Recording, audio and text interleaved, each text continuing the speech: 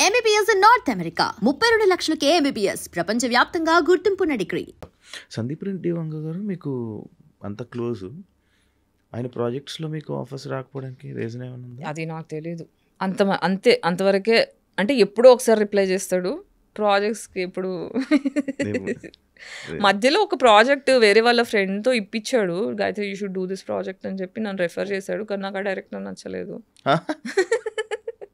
నచ్చకపోవడం అంటే anger issues ఉండే ఆ డైరెక్టర్కి. సో రిహార్సల్ సెషన్లో అంటే ఏదన్నా అటు ఇటు అయితే చాలా రూడ్గా బిహేవ్ చేసేవాడు. నాకేమో సెల్ఫ్ రెస్పెక్ట్ మనిషి, నాకు రెస్పెక్ట్ లేకపోతే కష్టం. ఒకసారి చూసా, రెండుసార్లు చూసా, మూడోసారి అడ్వాన్స్ రిటర్న్ ఇచ్చేసి నన్ను క్షమించండి, మీకంటే నాకన్నా ప్రాజెక్ట్ పెద్దది, ఈ ప్రాజెక్ట్లో నేను ఉంటే నేను న్యాయం చేయలేను, మీ మీద రెస్పెక్ట్ ఉంది కానీ నేను ఇందులో ఫిట్ అవ్వను అని చెప్పి పద్ధతిగా చెప్పి వచ్చేసా బయటికి. నాకు మీ నోస్ పిన్ ఎందుకు పెట్టుకున్నది? ఇదా this is a basically indication that I'm bisexual, pansexual. అవునా? నాకు కాదు అనే దానికి ఇది నాకు తెలియదు అసలు ఇప్పుడు దాకా. నాకు ఇవన్నీ ఏం తెలియవు. అవునా? అంటే మేజర్లీ ఇప్పుడు స్పెక్ట్రమ్ చైల్డ్ అని చెప్పడానికి, ఓకే, సెక్షువాలిటీతో సంబంధం లేదు. I belong to queer community, I mean neuro divergent అని చెప్పడానికి ఇది ఒకటి. అవునా? ఎంతమంది అమ్మాయిలతో కలిసి ఉంటారు మీరు ఇప్పటిదాకా? యాక్చువల్లీ అమ్మాయిల దగ్గరికి వెళ్ళి ఏం అడుగుతారు? ఏం చేయలేదు నేను ఇప్పటిదాకా. అదే కదా 40 yearsకి వచ్చిన తర్వాత బయట చెప్పాకి ఐఎమ్ పాన్సెక్షువల్. నేను ఇది ధైర్యంగా చెప్పగలుగుతా అని నాకు నేను ధైర్యం తెచ్చుకొని బయట మాట్లాడడానికి నాకు 40 ఏళ్ళు పట్టింది. ఇప్పుడు నాకేంటంటే జస్ట్ బికాజ్ ఐఎమ్ బైసెక్షువల్ అమ్మాయి దొరికిందా చేసా అలా కాదు. పడాలి, నచ్చాలి, ఈక్వేషన్స్ ఏమి ఉండాలి అవన్నీ ఉంటాయి అబ్బాయితో ఎలా అలాగే. కానీ అంత ఇంప్రెసివ్ అయిన అమ్మాయిలు కూడా దొరకలేదు నా జీవితంలో. అబ్బాయిలతో నేను ఎంత ట్రామా గురయ్యానో అమ్మాయిలతో కూడా అంత ట్రామా గురయ్యా. కాబట్టి నన్ను అంటే నేను తొందరగా ఇంప్రెస్ అవ్వలేను, అట్లా కష్టపడాలి. ఇష్టమైన అబ్బాయిలు అంటే లవ్ చేస్తారు నార్మల్గా. బేసిక్గా ఇప్పుడున్న జనరేషన్ లవ్ అంటే కలవడం కోసమే. ఎలా కలవడం అంటే ఫిజికల్గా కలవడం కోసమే. అదే నేను ఎప్పుడు చేయలేదా? వాచినాను. అయితే నార్మల్గా లవ్ అని అంటే సెక్స్ కోసం లేకపోతే దాని కలుస్తూ ఉంటారు. ఇప్పుడు సంభోగం. ఇప్పుడు మ్యాక్స్ లవ్ అంతా ఇలాగే ఉండడానికి రీజన్ ఏమైనా ఉందంటున్నా? Trauma response. Hyper sexuality is trauma response. చెప్తా, దానికి ఎలాగో ఎక్స్ప్లెనేషన్ ఇస్తా. బాడీకి జనరల్గా మనం సేఫ్ అని ఫీల్ అవ్వడానికి డైలీ 8 నుంచి 12 హగ్స్ కావాలి. అది కూడా ఏంటి, నిమిషం పాటు కనీసం 20 సెకండ్లు మనం పట్టుకొని సెక్స్ ఉద్దేశం లేకుండా, ప్లటానిక్ అంటే నాకు సెక్స్ ఉద్దేశం లేదు, నువ్వు సేఫ్ అని ఫీలింగ్ ఇవ్వడానికి అమ్మనో నాన్ననో అక్కనో చెల్లినో ఉద్దేశం లేకుండా, ఆ ఉద్దేశం లేకుండా మనల్ని పట్టుకునే 8 నుంచి 12 హగ్స్ కావాలి. అప్పుడు మన బాడీ సేఫ్టీ అని ఫీల్ అవుతుంది. ఓకే, నువ్వు సేఫ్గా ఉన్నావు సొసైటీలో అని ఫీల్ అవుతుంది. మనము పాతకాలంలో చూస్తే మనకి జాయింట్ ఫ్యామిలీలు ఉండేవి. అమ్మోళ్ళలోనో తాతయ్యోళ్ళలోనో అమ్మమ్మనో పట్టుకోవడమో ఇవన్నీ మనకి ఫిజికల్ టచెస్ దొరికేవి.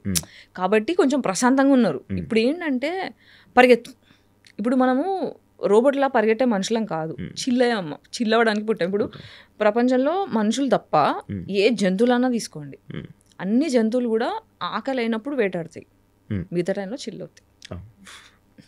మనం మాత్రమే పరిగెడుతున్నాం. సో ఈ పరిగెత్తడం వల్ల ఏమవుతుందంటే మన లోపల అడ్రినల్ రష్, కార్టిజాల్, ఈ 2 నెగిటివ్ హార్మోన్స్ పెరుగుతాయి.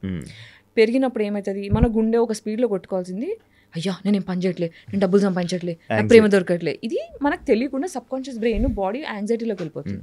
యాంగ్జైటీలోకి వెళ్ళిపోయినప్పుడు బాడీ ఏం చేస్తుంది, నిన్ను ఫోర్స్ చేస్తుంది పాజిటివ్ హార్మోన్స్ కావాలి నాకు అని. పాజిటివ్ హార్మోన్స్ కావాలంటే ఆర్గాజం కాగానే ఏమవుతుంది, ఆహా అనిపిస్తుంది. So that is the dopamine hit. So నీకు చేసిన ప్రతిసారి you are feeling better and you are getting physical touch. Okay, ఆ ఫిజికల్ టచ్, ఓహో బాడీ ఏం డిసైడ్, సబ్ కాన్షియస్ బ్రెయిన్ ఏం డిసైడ్ అవుతుంది అంటే, ఓహో ఇలా నిన్ను హార్నీ చేసేసి నిన్ను కామం పెంచేస్తే నువ్వు ఒక మనిషిని దగ్గర తెచ్చుకుంటున్నావు, అప్పుడే నాకు టచ్ దొరుకుతుంది కాబట్టి నేను హార్నీ చేసేస్తా, నువ్వు సచ్చినట్టు దానికోసం అన్నా ఒక మనిషిని తెచ్చి ముట్టుకునేలా చేస్తావు అని బాడీ హైపర్ సెక్షువల్ అయిపోతుంది. ఇన్నున్నాయమ్మా ఇది. యాక్చువల్ మామూలుగా నాకు నా పర్సనల్ డౌట్, పెళ్లి చేసుకుంటా నేనా యా చేసుకుంటా అంటే కరెక్ట్ పర్సన్ దొరికితే ఫస్ట్ షూర్. ఎవరైనా ఏమైనా ప్రపోజల్ కానీ మాట్లాడడం ప్రపోజల్స్ వస్తూనే ఉంటాయి కానీ నేను సేఫ్గా ఐ మీన్ ఎట్లా అంటే ఇమోషనల్లీ ఇంటెలిజెంట్ మనిషి కావాలి లైఫ్లో. ఇప్పుడు ఏమవుతుందంటే ఇప్పుడు నన్ను టామ్ బాయ్ అంటారు, నన్ను మొగోడ్లాగా అంటారు, మ్యాస్కిలియన్ అంటారు. లేదా ఇప్పుడు నాకు అమ్మాయి వచ్చినా అబ్బాయి వచ్చినా ఇప్పుడు నాకు ఎలాంటి మనిషి కావాలి అంటే నేను పెద్ద మనిషి అంటే అందరి జీవితంలో అమ్మని అయిపోయా అని చెప్పా కదా, నాకు ఆ బాధ్యత అలసిపోయా. ఓకే నేను చిన్న పిల్లని అవ్వగలుగుతా అనే ఒక కాన్ఫిడెన్స్ నాకు వచ్చినప్పుడు, అనే ప్రూఫ్ దొరికినప్పుడు ప్రాబబ్లీ ఐ కెన్ థింక్. మీరు సొసైటీ కోసం ఆలోచించి సొసైటీ కోసం మాట్లాడుతున్నారు అంతే కదా. మిమ్మల్ని సొసైటీ యాక్సెప్ట్ చేస్తుందని అనుకుంటున్నారు? సంబంధం లేదు. ఎందుకు? హీరోలు ఎప్పుడు సొసైటీ పీపుల్ ప్లీజర్లు కాదు హీరోలు. ఆ సొసైటీ నాకు లాభం వచ్చినా లేకున్నా నా వల్ల సొసైటీ బాగుపడుతుందని డిసైడ్ చేసుకునేటోడే ఫ్రీడమ్ ఫైటర్ అయ్యిండు. భగత్ సింగ్ అయినా ఎవరైనా సరే ప్రాణం పోతుందని తెలుసు, రిస్క్ ఉందని తెలుసు, దీనివల్ల నన్ను గుర్తిస్తాడా గుర్తించరా అని పట్టించుకోరు. నా వల్ల బాగుపడుతుంది దేశం, నేను బలైనా సరే నాకు కష్టం వచ్చినా సరే నేను సఫర్ అయినా సరే నేను చేసే పని వల్ల నలుగురు బాగుపడతారు అని అర్థం చేసుకున్నాడు హీరో అవుతాడు. ఈ సొసైటీలో మీ ఫ్యామిలీ కూడా, మీ ఫ్యామిలీ యాక్సెప్ట్ చేస్తుందా మిమ్మల్ని? సంబంధం లేదు నాకు, నన్ను ఎవరు యాక్సెప్ట్ చేయాలని నా సంబంధం నాకు లేదు. నన్ను నేను యాక్సెప్ట్ చేసుకున్నాను అది నాకు ఇంపార్టెంట్. నా కుక్ యాక్సెప్ట్ చేసింది నాకు అది చాలు. సడన్గా మీరేంటి సందీప్ రెడ్డి మంగళ మాట్లాడతా?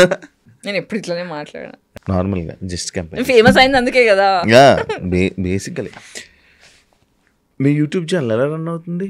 బాగానే పోతుంది. అది ఒక పార్ట్ ఆఫ్ రెవెన్యూ కోసమేనా మీరు స్టార్ట్ చేసి? పార్ట్ ఆఫ్ రెవెన్యూ అంటే ఇప్పుడు నేను ట్రీట్మెంట్ అంతా అయ్యి చలో నేను కొంచెం మెల్లిమెల్లిగా వర్క్ చేద్దాము అని స్టార్ట్ చేసి మొత్తం అన్ని ఛానల్స్ తిరిగా, టీవీ ఛానల్స్ తిరిగా, న్యూస్ ఛానల్స్ తిరిగా, యూట్యూబ్ ఛానల్స్ తిరిగా, మూవీ ఆఫీస్లో అందరినీ కాంటాక్ట్ అయ్యా. నాకు అర్థమైందంటే nobody wants to work with me, nobody wants to work with me. నా ఇంటర్వ్యూలు కావాలి, నా కంటెంట్ కావాలి, కానీ నాకు ఆదాయం ఇచ్చే ఇంట్రెస్ట్ ఎవరికి లేదు. నాకు అర్థమైపోయింది. సో నేనే గుడవాలి. సో సాగర్ అని నా ఫ్రెండ్ ఉన్నాడు, హైదరాబాద్ నైట్స్ అని ఒక సినిమా డైరెక్ట్ చేసిన అన్నమాట 23లో, బెడ్ రిడన్ అవ్వకముందు. సో అది ఇంకా రిలీజ్కి ఉంది, పోస్ట్ ప్రొడక్షన్లో ఉంది. ఆ సినిమా డైరెక్టర్ నాకు సినిమా బండికి డిఓపి అనమాట తను. సో తను ఫ్రెండ్ అయ్యాడు. ఈ నేను పడిపోయిన టైంలో నాకు క్రౌడ్ ఫండ్ క్యాంపెయిన్ రేజ్ చేయడము, నాకు రెగ్యులర్గా కొంత గొప్ప డబ్బులు. ఇప్పుడు నాకు సాగర్ కూడా one of the friend that helps me consistently. అంటే నా దగ్గర నుంచి నన్ను బాధ పెట్టకుండా, నన్ను ఎక్స్ప్లాయిట్ చేయకుండా, నన్ను అబ్యూజ్ చేయకుండా ట్రూ హార్ట్తోని ప్యూర్ ఫ్రెండ్షిప్తోని నాకు హెల్ప్ చేస్తున్న 2-3 మనుషుల్లో సాగర్ కూడా. సో సాగర్ ఏమన్నాడంటే, నువ్వు టెన్షన్ పడక గాయత్రి, మనకి ఇది ప్రాబ్లం, దీని సొల్యూషన్ ఉండకుండా ఉండదు, will do something, will start. నేను ప్రొడ్యూస్ చేస్తాను యూట్యూబ్ ఛానల్కి, నేను సపోర్ట్ చేస్తాను. కానీ బాల్కనీ చిత్రాలని తన ప్రొడక్షన్ హౌస్ ఉంది. సో తను కూర్చొని నువ్వు ఏం చేస్తావు, నువ్వు యూట్యూబ్ కంటెంట్ చేసుకుంటూ వెళ్ళు, తను పోస్ట్ ప్రొడక్షన్ నేను చూసుకుంటా, రిలీజ్ నేను చూసుకుంటా, ఫైనాన్స్ ఎట్లా చేద్దాం. ఇప్పుడు నాకు రాదు పని, నువ్వు కొత్త నేను కొత్త, నేను ఫిల్మ్ మేకర్ని, నాకు యూట్యూబ్తో సంబంధం లేదు, but will try doing something అని చెప్పి అలా స్టార్ట్ చేసాం. అంటే ఇప్పుడు యూట్యూబ్ ఎందుకు ఉంది అంటే, నా వాయిస్ ఇప్పుడు ఒక యాక్ట్రెస్ అన్న తర్వాత, ఒక పబ్లిక్ పర్సన్ అన్న తర్వాత you should be alive in the media. So that is one reason. ప్రతిసారి వేరే యూట్యూబ్ ఛానల్స్కి వెళ్తే రాంగ్ టైటిల్స్ వేసి నా పేరంతా ఖరాబ్ చేసారు. నేను ఎంపవర్ చేద్దామని వస్తే నన్ను డిస్పవర్ చేసేసారు. సో వేరే వాళ్ళ దగ్గరికి వెళ్ళి నా పేరు పాడు చేసుకోవడం ఎందుకు, నా వాయిస్ నా ఫస్ట్ హ్యాండ్ వాయిసే వెళ్ళాలి, వేరే వాళ్ళ కంట్రోల్లోకి వెళ్ళకూడదు, నా ఇమేజ్ నా కంట్రోల్లో ఉండాలనే ఉద్దేశంతో నా యూట్యూబ్ ఛానల్ స్టార్ట్ చేసుకున్నా. దీనివల్ల ఇప్పుడు ఏంటి, ఇప్పుడు డెమో షూట్ ప్లాన్ చేస్తున్నా, సినిమా స్టోరీ ఒకటి పెట్టుకొని. మళ్ళీ సాగరే నా డెమో షూట్కి కూడా డబ్బులు పెడుతున్నాడు. సో ఇప్పుడు యాక్చువల్గా మొన్న షూట్ చేయాల్సింది, హీరో కోసం వెతుకుతున్నా. మీ డైరెక్షన్కి మీకు మంచి అవార్డ్స్ వచ్చాయని విన్నా. మీకు ఆ టాలెంట్ కూడా ఉంది కదా? ఉంది. టాలెంట్ ఒకటి సరిపోతుందా?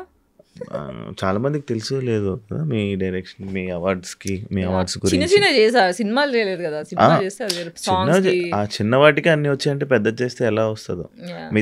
మీ థాట్ ప్రాసెస్కి, మీకు దానికి అంటే ఎలాంటి హీరో కావాలి? ఇది ఒక లవ్ స్టోరీ చేస్తున్నా. ఈ లవ్ స్టోరీలో 40-year-old ఫీమేల్, 30-year-old మేల్. నేను పనికిరానా? నాకు కరెక్ట్ అది మాట్లాడదామా అనుకుంటున్నారు లోపల. అంటే ఫస్ట్ టైం కదా మనం కలవడము. కింద రాగానే శివ ఏజెంట్ ఉంటుంది, శివని అడుగుదామా, 29-30 దగ్గరలో ఉన్నా. సరిపోయావు శివ, కరెక్ట్. సో ఈ సినిమా మొత్తం లవ్ రొమాన్స్. ఓకే, నీకు ఓకేనా? నాకు ఓకే. సరే అయితే అయిపోయినాక మాట్లాడు. రెమ్యునరేషన్ ఇవ్వలేను, పేద డైరెక్టర్. నాకు రెమ్యునరేషన్ తో అవసరం లేదు. కంటెంట్ సరే, డెమో వరకు అయితే, డెమో షూట్ వరకు అయితే చూద్దాం, తర్వాత